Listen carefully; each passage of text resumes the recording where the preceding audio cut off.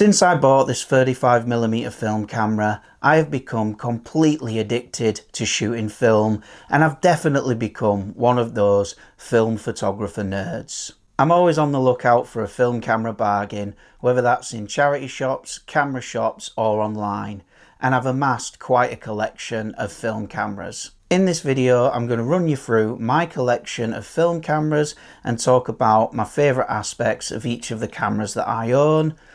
But before we get started, as they say in Yorkshire, put kettle on and make this hen a cuppa.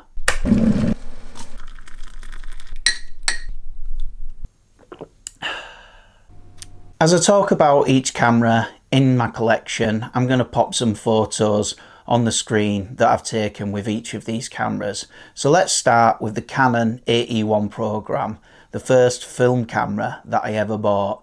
This camera was first released in 1981 and I picked it up for 95 quid from an antique shop in York. It's currently going on eBay, however, for between 100 and 150 quid. The camera comes with a program mode which is fully automatic, and the camera will automatically set the shutter speed and aperture for you if you set it to the program mode.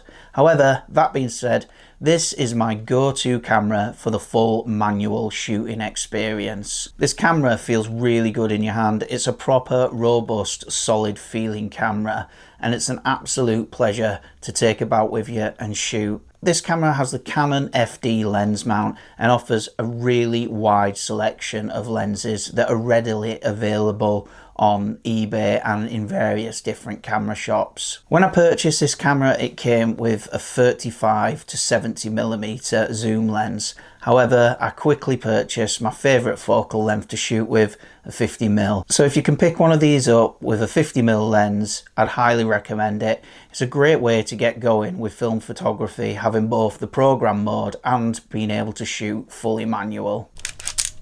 Next up, I've got the Olympus OM10. The Olympus OM10 was first released in 1979. I absolutely love this camera, and it does rival the Canon EOS program as my favourite go-to camera for shooting on 35mm film. This camera, as well as being able to shoot fully manual, has an aperture priority mode. I like to switch between shooting manual and aperture priority with this one. However, to shoot in manual, it does need the manual adapter. The Olympus cameras have the OM mount, which offers an absolutely amazing range of high quality Zucchio lenses. I have both the 50mm lens and the 28mm lens, and they are two fantastic pieces of glass. I bought this Olympus OM10 from my mate Kev for £150. It came with the 50mm lens, 28mm lens and a Miranda 70 to 210mm lens, as well as loads of accessories. So with all that bundled together, it was pretty much an awesome bargain. I've seen the Olympus OM10 selling secondhand for as cheap as £50. However, I think to get a good one in good working condition, you're looking at a similar price to the Canon EOS program, probably between 100 and 150 quid. It is a little bit smaller and a little bit lighter than the Canon EOS program, and sometimes that's the only reason I choose to go out shooting with this rather than my Canon, because they're both equally as fantastic cameras to go out and shoot with. Next, I've got the Canon EOS 600. This camera was released in 1989 and I picked the body up for a tenner from eBay and the lens for a fiver from West Yorkshire Camera Centre. There's lots of these available on eBay and you can generally pick them up between 10 and 20 quid. The great thing about this camera is the modern Canon EF lenses do fit this camera and the autofocus does work. The autofocus on an old camera like this is a little bit slower than shooting with a modern digital camera, but once you get used to that, it's a fantastic camera to shoot with. With this camera, you can shoot in program mode, aperture priority, shutter priority, and in fully manual mode. It's quite a bit bigger and heavier than my other cameras though, so it's not always my go-to choice for shooting with. However, every now and again, it is nice to pick up and put a roll of film with, especially if you want to take advantage of an SLR camera with autofocus. and it also fits my Canon nifty 50 lens, which I do love shooting with, so it's a great excuse to go out and shoot some film on one of my favourite lenses. So if you shoot Canon digitally and you have a collection of full frame EF lenses, this might be the ideal option to get you into film photography.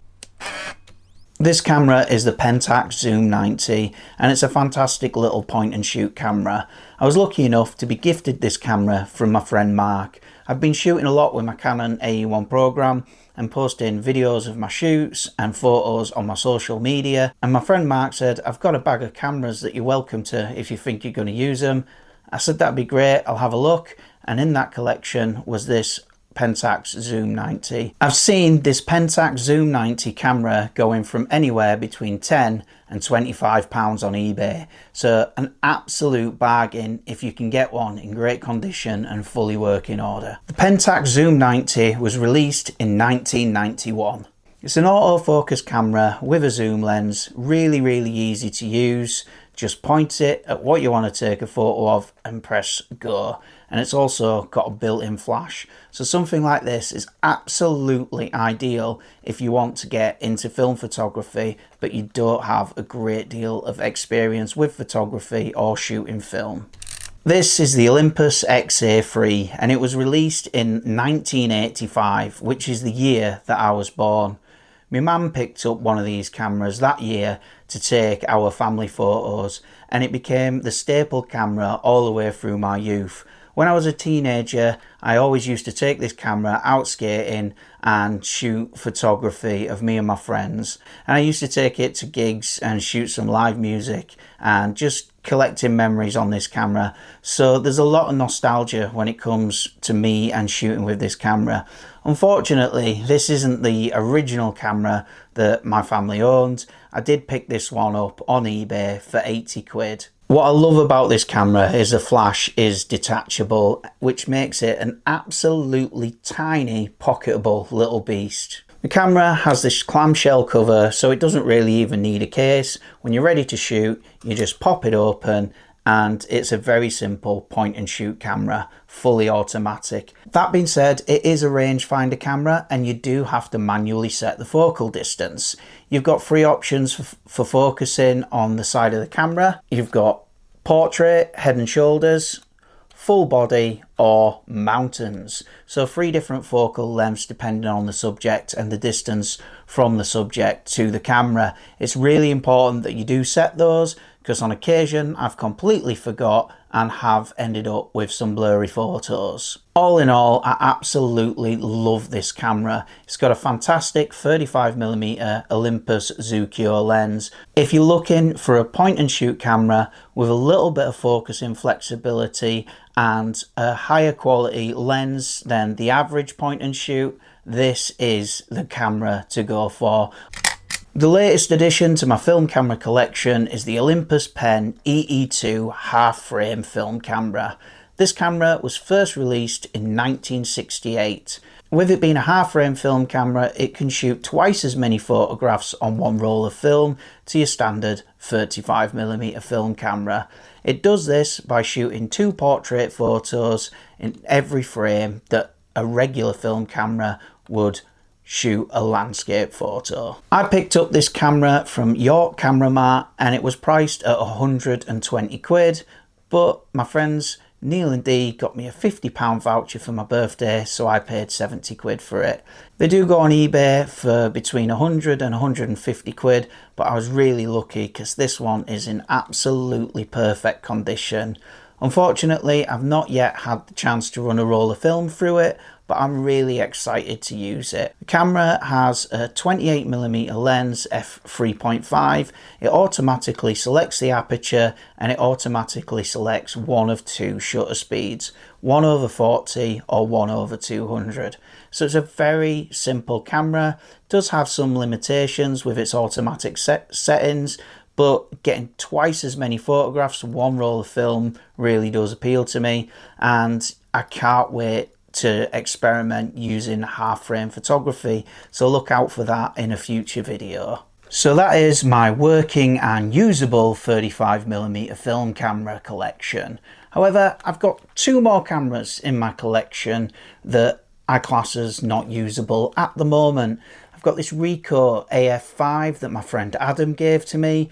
Unfortunately, this one suffers from light leaks, so I'm hopefully going to get some new light seals and fix that one. So we might see that in a future video. And I've also got this Canon E camera. Now, unfortunately, this one doesn't have a back door latch, so you can't keep a roll of film in that. The back door doesn't stay shut, and it does have a bit of a sticky shutter. However, when I bought this camera, it did come with the Helios 50mm f2 442 lens, which is an absolutely amazing lens.